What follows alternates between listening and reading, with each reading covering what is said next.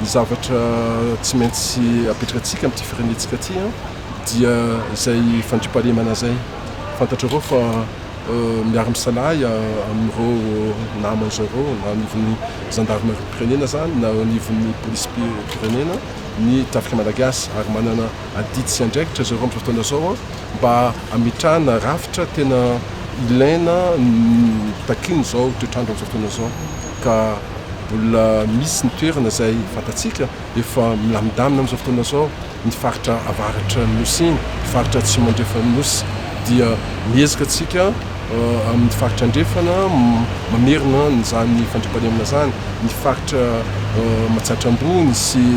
Normanie dia efa miroso atsika amin'ny famerenana zany fandriampahalemana zany mbola betsaka moa miezaka ataotsika na ny faritra atsimo manokana sy atsimo atsinanana zay rehetratra zay no fandinina nandritra n'izao tapany maraina ny latsinainy zao